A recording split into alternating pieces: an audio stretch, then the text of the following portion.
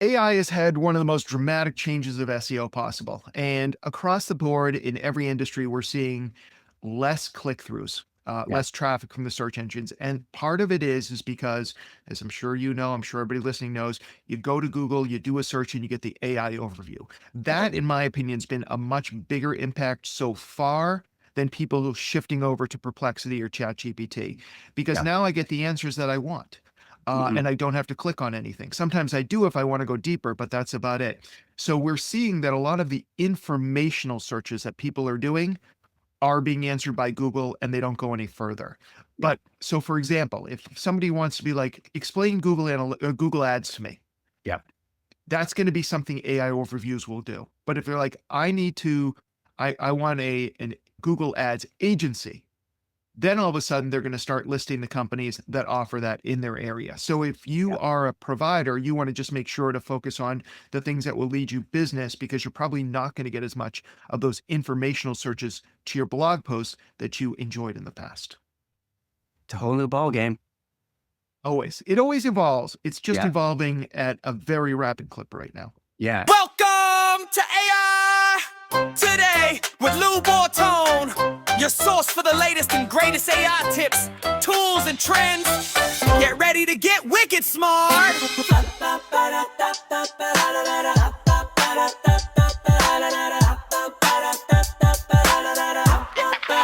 Here's Lou Bortone. Hey gang, it's Labortone with AI today. I'm doing a special series with some of my best buds on AI and how it's changing the landscape.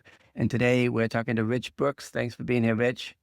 Always a pleasure. I'll always show up for you, Lou. I really appreciate it. Rich is sort of a neighbor to the north up in Portland, Maine. He has a podcast called Agents of Change, which is really good. One of the very few that I'll take time to really dig into, and is also the founder and CEO of Flight New Media. So again, thanks for dropping by. We appreciate it. Great to be here.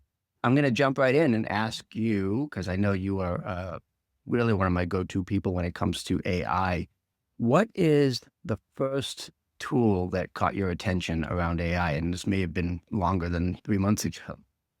Yeah, this is not an exciting answer, but it is ChatGPT. Mhm. Obviously, I had known about AI for a while. We had some clients who were doing some stuff with AI more on a kind of enterprise level, Yeah. but it hadn't really clicked with me until I got my hands on ChatGPT, put in my Mhm. first prompt, got that first response, and I'm like, I'm living in the Jetsons. And that's Yes. one tool that I continue to use day in, day out, where I create my AI assistants, although sometimes I do move them over to Claude, Mhm. and just where I do most of my work. So that's the one tool that it definitely sparked everything for me and continues to. Yeah. And I think we almost take it for granted now because it's just, I mean, I use it dozens and dozens of times a day. And the good thing about ChatGPT, I think, is that it just continues to improve. And I know even today they came out with now you can give 5.1 it or something. Yeah. personalities and Yeah. all kinds of cool stuff. And you mentioned Claude. Do you use that just for specific projects? Yeah. I find that Claude I find the writing is better in Claude, really, is what it Mhm. comes down to. I Yeah. have been struggling with Claude recently. It's been having a lot of glitches for me. So I've Mm. been starting to move back to using ChatGTP more exclusively. Yep. But it's interesting. So I'll sometimes create an AI assistant, like a custom GPT Mhm. in ChatGPT, and then I'll bring it over to Claude because I like the way it works better. In Yep. fact, I did basically that, and then I fed both versions back into ChatGPT and I asked it which one's better, and it gave me kind of a mixed review. It said, "This one has more nailed your voice down," and that was the Claude version. But Yeah. this one, which was the ChatGPT one, stayed more within the parameters that you had defined about length and the Mhm. certain number of things that you wanted to do. So it followed instructions better, but this one was more nuanced. So it was a Yeah. little bit of a mixed bag. Cool. So if somebody was just starting out with AI, aside from the obvious ChatGPT, are there other tools that you'd recommend they check out?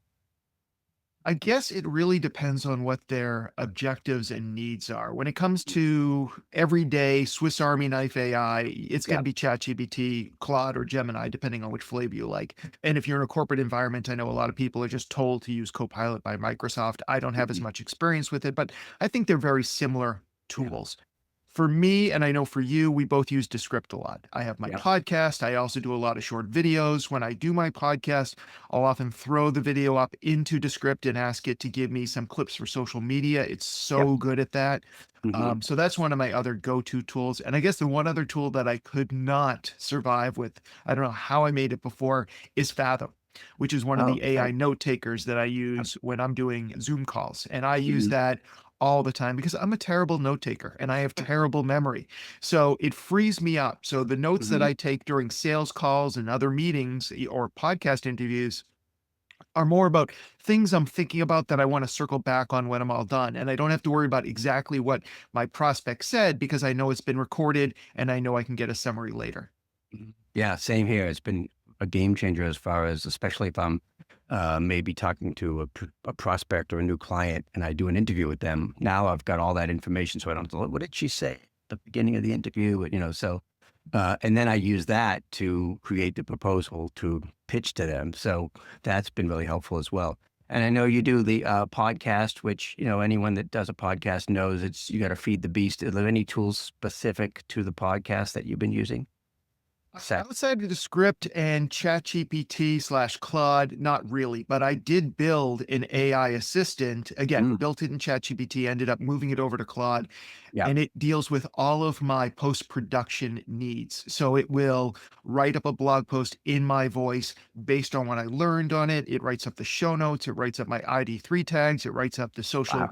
media promotions all from my voice. And it even gives me one of the things I always struggle with is how to close the show. Like I know I Yeah. want to close it with something that tells people that they too can be an agent of change, Yeah. but now I have Claude figure out from the topic we covered how I should close the show. And so I find that to be very helpful too. So, and as an agency owner, and you've got folks working with you for you, are there any parameters that you give them? Because I know a lot of workplaces, my son works at Deloitte, and they're very strict about what they can or can't use in the office. We let people use whatever they want to use to get their jobs done, Hmm. trying to create more consistency in outputs from our employees. So one of the things, a good example is we do a lot of blogging, both internal and Hmm. external. We write one blog post a month now for our own website, and what Yeah. generally happens is one member of the team writes it and somebody else edits it. And I find when I'm editing it, I'm like, a lot of these things you should have caught yourself. So now I have to send it back and say, these are the things we always include in blogs, right? So now I need you to do it again, and then I need to review it again, and then so it was a lot of extra work. I Hmm. created an AI assistant that knows the parameters for what we want to deliver, like the tone, the Hmm. voice, the one example of a personal experience that's relevant to this, and then always using the Oxford comma, whatever we want to do. So now I make people, as part of the process, when you think you're done, you run it through this AI assistant, it suggests the changes, you decide what you want to update, and then you hand it off. And that's cut down on the number of revisions for those Hmm. blog posts quite a bit. That's great. Yeah, and it helps with the consistency in tone and voice. And Yeah. speaking of that, I know you do custom GPTs, and recently I was at an event that you did about agentic AI. How are you guys using agents? I know sometimes when you get into that kind of stuff, that's where people start to get a little intimidated, like, oh wait, this is too techy for me. Yeah, to be honest, I've only worked with AI assistants. I haven't done anything with agentic AI. It is on my timeline, probably towards the end of this year or the beginning of next year, but I Yeah. just haven't gotten there yet. And probably one of the first things I'm going to do is we do a lot with SEO here. I Yeah. know that Ahrefs allows you to connect your chat GPT right to their tool. So that Oh, I cool. literally wrote that down today. I'm like, oh, that's a new feature in Ahrefs. I have to start playing around with that so I can deliver better results for our clients. Yeah, and you guys do as you said, a lot of SEO. How is that changing now that a lot of folks are going straight to ChatGPT and skipping over Google or whatever? AI has had one of the most dramatic changes of SEO possible. And across the board in every industry, we're seeing less click-throughs, Yeah. less traffic from the search engines. And part of it is because, as I'm sure you know, I'm sure everybody listening knows, you go to Google, you do a search, and you get the AI overview. That, in my opinion, has been a much bigger impact so far than people shifting over to Perplexity or ChatGPT, because Yeah. now I get the answers that I want. Mhm. and I don't have to click on anything. Sometimes I do if I want to go deeper, but that's about it. So we're seeing that a lot of the informational searches that people are doing are being answered by Google and they don't go any further. Yeah. But so for example, if somebody wants to be like, explain Google Ads to me, Yeah. that's going to be something AI overviews will do. But if you're like, I want an Google Ads agency, then all of a sudden they're going to start listing the companies that offer that in their area. So if you Yeah. are a provider, you want to just make sure to focus on the things that will lead you business, because you're probably not going to get as much of those informational searches to your blog posts that you enjoyed in the past. It's a whole new ball game. It always evolves. It's just Yeah. evolving at a very rapid clip right now. Yeah, and I mean, I'm going through, I don't know how many AI newsletters I get every morning, and it's a little overwhelming trying to keep up with all of it. And I know a lot of my folks, their number one thing with AI is I just can't keep up with the pace. Do you Yeah. have any, and I'm sure you guys are in the same boat, but do you have any suggestions or recommendations for saying like, okay, how do you filter all this stuff that's coming at you and separate the really cool stuff from the just AI slop? Right. I think you and I must subscribe to the same newsletters, because I subscribe to about 4 or 5 of them. They come out 3 to 5 times a week, Mhm. and each issue has 10 new tools. When I first started subscribing to them, I would check out almost every single tool, and now I just never do. The Mhm. bottom line is I'm starting to get into a rhythm of, I have my LLM and my Yep. secondary LLM. I use Descript for very specific tasks. I have these other tools. I'm using the AI that's baked into Photoshop. My team's using the AI that's baked into Canva. I think Mhm. we're going to see more of that. At this point, there has to be a very dramatic use case, or people I trust, like you and Andy Cristodina and Chris Carr, are Mhm. suggesting specific tools, and then I'll go check them out, because there's just too many tools Mhm. these days to keep up with. And many of them are just like versions of ChatGPT that somebody just Right. kind of put their own spin on. I'm like, I could probably do a better job in 30 seconds on ChatGPT than using your tool. So that's Yeah. kind of where I am right now. At this point, it takes a lot to kind of get me to stop what I'm already doing and try something new. Yeah, it's like when I was in the radio business and, there was sort of one genre in each market. Like, oh, you have your country station, you have your rock station, you have your classic rock station. You don't need 9 country stations. Maybe you do No, if in certain markets, but, definitely yeah. don't. Mhm. In my personal opinion, you don't need any country stations, but that's just me. So, Here, here. yeah. So, and then the other issue that a lot of my folks have is just the overall intimidation in terms of privacy and just, some people are just a little gun shy when it comes to that. What would you recommend if folks, maybe you even have clients who are just a little leery about diving in? Privacy specifically, I mean, that's a legitimate concern. And I don't think a Mhm. lot of people understand how these large language models get trained up. And very often, besides all the scraping it's done of the internet so far, it also takes a lot of the information that we're providing it. So, for example, if you want it to take a look at your P&L statements or your Google Analytics and provide some feedback, you really need to anonymize that data before you put it up. Mhm. Another option would be is to load an LLM onto your laptop. That's also one of my goals for 2026, is to, Yeah. I'll still continue to use the other tools, but I want to feel comfortable, because if it's running on your laptop, there's a lot lower environmental impact because Yeah. it's literally just running on your laptop.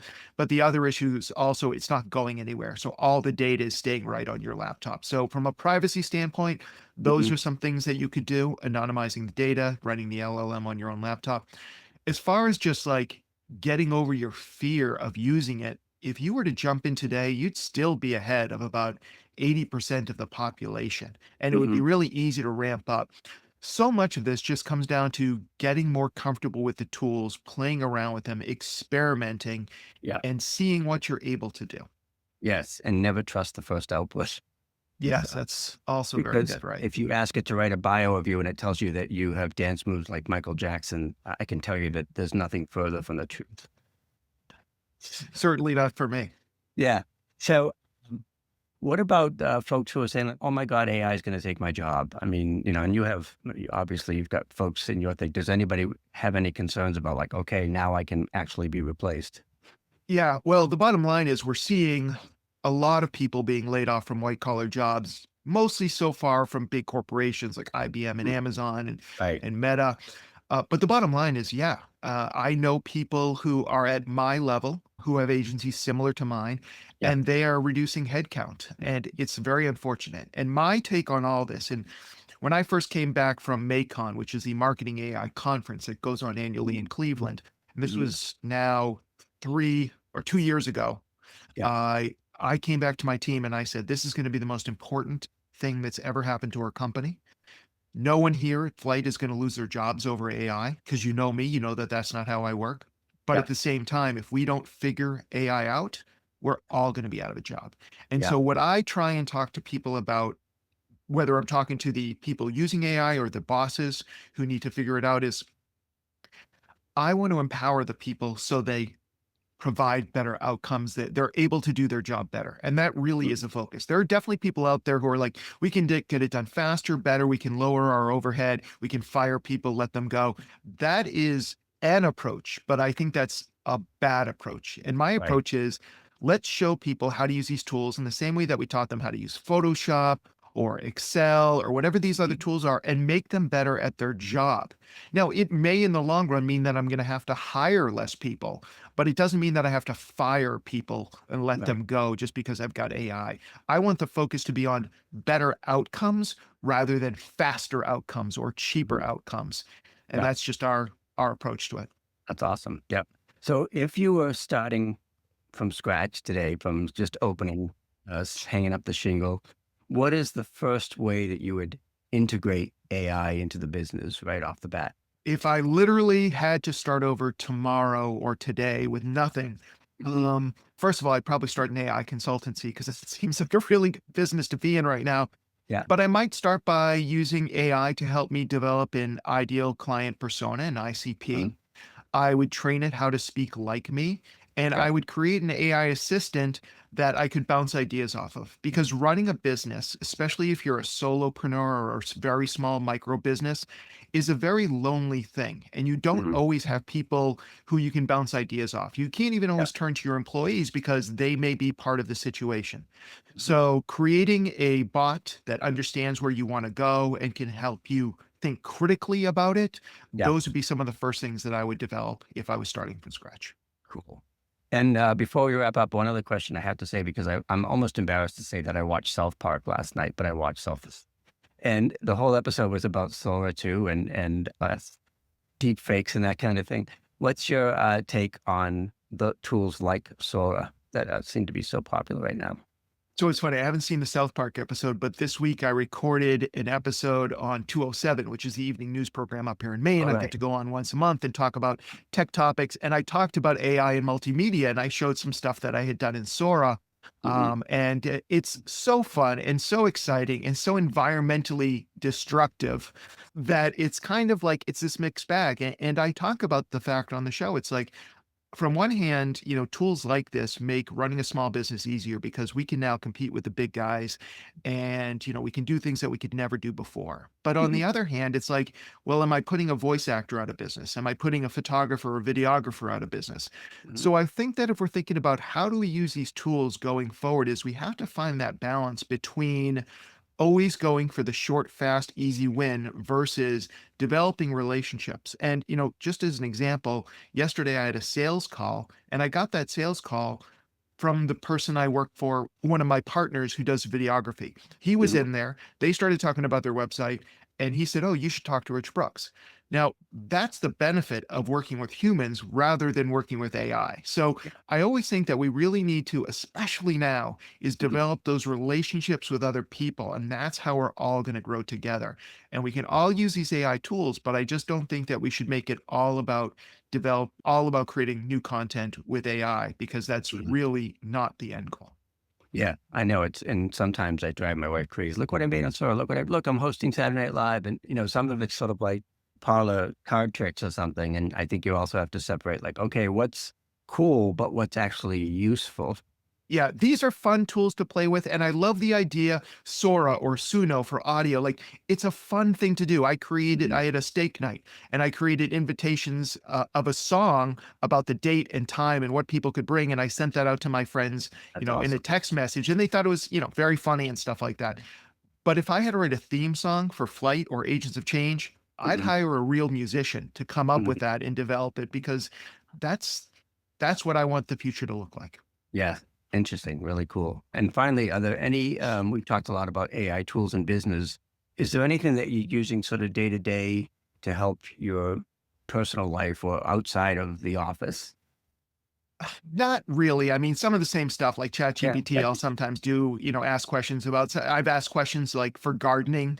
I Mhm. sometimes ask questions about hot sauces and different recipes if they could find things for me.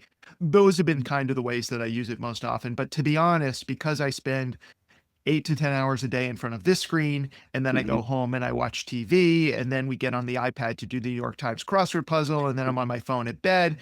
I try and find as many things to do that don't involve a screen as possible. Mhm. So my personal life has been less AI influenced than my business Yeah. life. Yeah. So, although I did find a flight to the Virgin Islands the other day on ChatGPT that was a hell of a lot easier, Nice. faster than Expedia. So every now and Mm, then across a little gem like that. I'll have to try that. Yeah. I'll Thanks meet so you much down there. for being on. And where can folks find you, get in touch with you? What's the easiest way to reach out to you? If they like podcasts, they should check out the Agents of Change podcast on Mhm. a podcast platform that you love. And if they want to learn more about me, find me on LinkedIn. I am the Rich Brooks on LinkedIn, and I'm happy to chat AI, digital marketing, gardening, or woodworking, whatever you want to talk about. Thank you so much. I think you are a national treasure on one of my favorite folks and go-to guys. So thanks so much for being on and hope we connect again soon. Absolutely, Lou.